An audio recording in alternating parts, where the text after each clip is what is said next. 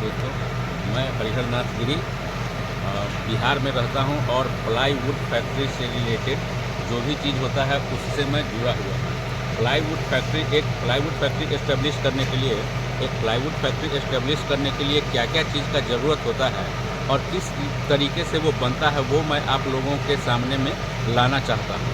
और इस वीडियो के माध्यम से मैं उन लोगों को भी टारगेट करना चाहता हूँ, उन लोगों को भी बताना चाहता हूँ कि इस प्लाईवुड फैक्ट्री में जो रॉ मटेरियल्स है, चाहे वो कोर फाली हो गया तब, चाहे ये आपका बॉयलर में रखने वाला ये आपका ईंधन हो गया सो, या इसका मशीनरी हो गया सो, या इसके फिनिशिंग में जो भी मशीनरी लगता है या इसके फिनिशिंग में जो मटेरियल्स लगता है उसके बारे में भी हम आपको 1 बाय 1 करके बताते रहेंगे। आज से हमने वीडियो ये शुरू किया है और ये अंत तक हम कोशिश करेंगे कि इसका अच्छा से अच्छा इम्पैक्ट जो नए एंटरप्रेन्योर्स आने वाले हैं उन लोगों को भी मिले, और जो पुराने हैं उन लोगों को भी इसमें नया टेक्नोलॉजी जो बाहर कहीं से भी आ रहा है उस सब को भी ध्यान देते हुए इसमें हम बनाना चाहते हैं वीडियो। ये जहाँ पे मैं अभी खड़ा हूँ, ये वीडियो जो है ये हमारे बॉस का फैक्ट्री है, उनका नाम है मिस्टर उत्कर्ष कुमार, और ये क्रोमैक्स क्रेस्ट इंटरनेशनल के नाम से है। तो हम आपको बताएंगे कि हम लोग यहाँ पे अभी कमर्शियल प्लाई बना रहे हैं। कमर्शियल प्लाई बनाते हैं 6 mm से लेके 6 mm, 10 mm, 12 mm, 16 mm और 18 mm। इसके बाद बोर्ड, ब्लैक बोर्ड जिसको आप बोलते हैं, ब्लॉक बोर्ड, तो वो सब हम लोग यहाँ पे बनाते हैं और अच्छे क्वालिटी का प्लाई बना रहे हैं। अच्छे क्वालिटी से अच्छा टेक्नीशियन सब है, अच्छा सारा लोग सब है, कंपोजर अच्छा है। हम लोग उसको ग्लू मिक्सचर या रेजिन का किस तरीके से उपयोग करता है, तो ये सब चीज़ भी हम लोग ध्यान रखते हुए बेस्ट टू बेस्ट क्वालिटी का प्लाई हम यहाँ से देना चाहते हैं। जो अच्छा, यहाँ से हम बहुत सारे पूरे ऑल इंडिया में हम प्लाई भेजते हैं, जैसे कि छत्तीसगढ़ हो गया, गुजरात हो गया, पूना हो गया, महाराष्ट्र हो गया, उड़ीसा हो गया, कलकत्ता हो गया, या यूपी का पार्ट हो गया, या दिल्ली यमुनानगर साइड से हो गया उस साइड को भी, या आपका इधर सोनवर्षा नेपाल साइड से सटे हुए, या उधर दार्जिलिंग साइड से सटे हुए, उन लोगों को भी मैं अप्रोच करता हूं और उन लोगों को भी मैं अपना प्रोडक्ट में बेच रहा हूं। तो आप लोगों से अनुरोध है कि आप लोग किसी की प्लाईवुड फिनिश प्रोडक्ट चाहिए तब उसके लिए आप हम लोगों को ऑर्डर दे सकते हैं, बता सकते हैं कि क्या आपको चाहिए, हम आपको रेट देंगे।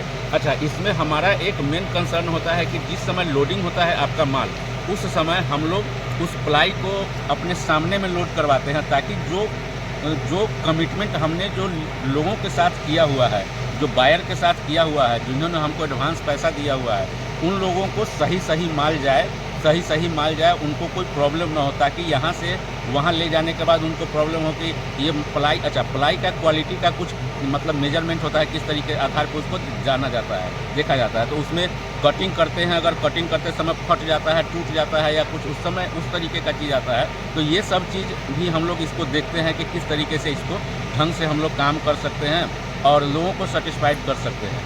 अब हम आपको थोड़ा इस फैक्ट्री के बारे में बताते हुए कहते हैं कि ये हम लोग यहीं लोकल स्तर पे ही कोर फाली लेते हैं, कोर फाली खरीदते हैं यहीं से, लोकल जो है वहाँ से भी।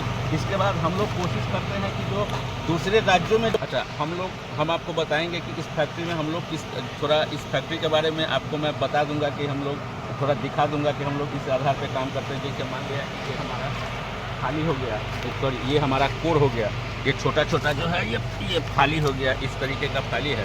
तो हम लोग ये लोकल स्तर पे से ही खरीदते हैं, यूपी से भी मंगाते हैं, बाहर से भी मंगाते हैं, जैसे गुजरात वगैरह से भी मंगाते हैं, कलकत्ता से भी मंगाते हैं। इसके बाद एक नया इंडस्ट्री इसमें वियतनाम से भी जुड़ने के लिए जा रहे हैं हम लोग, कि बाहर से हम लोग कहाँ से ले सकते हैं और बेस्ट टू बेस्ट क्वालिटी इसको दे सकते हैं। तो ये हमारा रहा सारा कुछ, हमारा रॉ मटेरियल रहा। अब हम आपको थोड़ा सा इसके बारे में एक फैक्ट्री का आउटलुक लेके हम आपको इसके बाद फिर धीरे धीरे हम आपको बताते रहेंगे।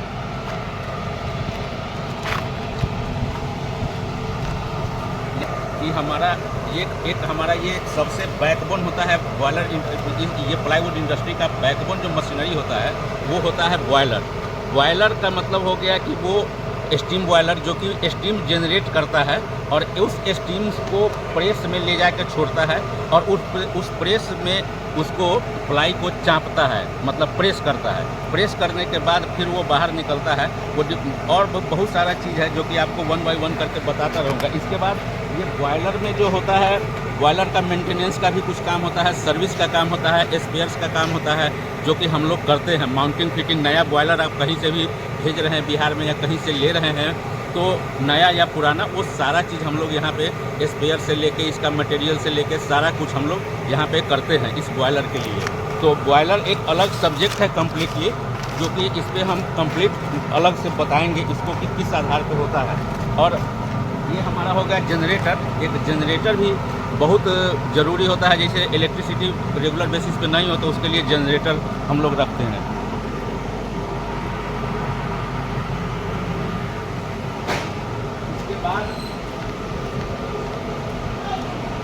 इसके बाद बताऊं तो हम लोग क्या करते हैं कि रेजिन आता है हम लोग के पास में, रेजिन आता है, उसको हम लोग इसमें कुछ केमिकल वगैरह मिला के और भी जो पाउडर वगैरह मिलाते हैं, फिर उसको ग्लू तैयार करते हैं। जो ग्लू तैयार करने के बाद उस ग्लू को ग्लू स्प्रेडर में डालते हैं, और ग्लू स्प्रेडर से ये होते हुए इसमें मतलब कोर में हम लोग क्या करते हैं कि ग्लू लगाते हैं। ये हमारा ग्लू लगा हुआ ये कोर आ रहा है, और इस कोर को हम लोग इस तरीके से ये हमारा कंपोज करते हैं। और ये कंपोज करने के बाद ऊपर से हमारा ये फेस है, फेस भी जो है एक बहुत बड़ा बैकबोन है, मतलब इसका इम्पोर्टेंस है इस प्लाईवुड इंडस्ट्री में।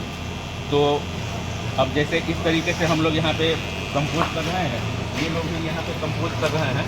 तो ये डिपेंड करता है कि 6 mm बनाना है तो कितना लेयर लगना चाहिए, 10 mm बनाना है तो कितना लेयर लगना चाहिए, 12 mm बनाना है तो कितना लेयर लगना चाहिए, 16 mm 18 mm या बोर्ड बनाना है तो कितना लेयर लगना चाहिए, उस हिसाब से यहाँ पे हम लोग इसको कंपोज करते हैं।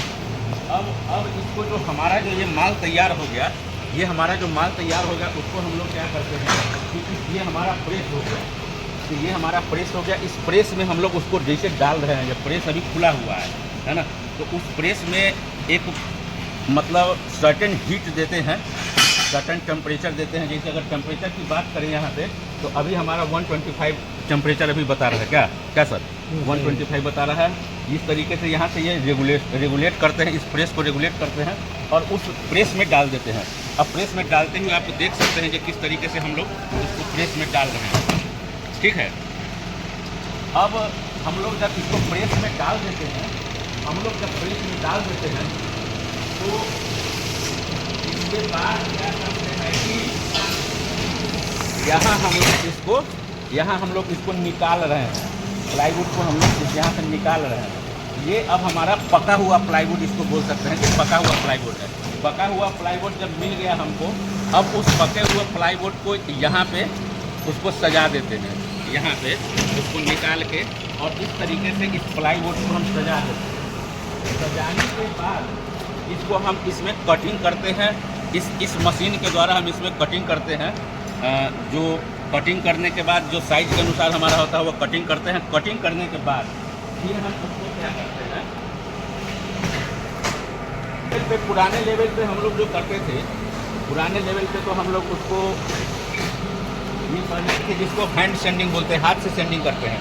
हाथ से सेंडिंग करने के लिए थोड़ा ज़्यादा प्रॉब्लम रहता है कि मतलब उसमें फिजिकली बहुत ज़्यादा लेबर की ज़रूरत होती है, तो हम लोगों ने इसको छोड़ दिया।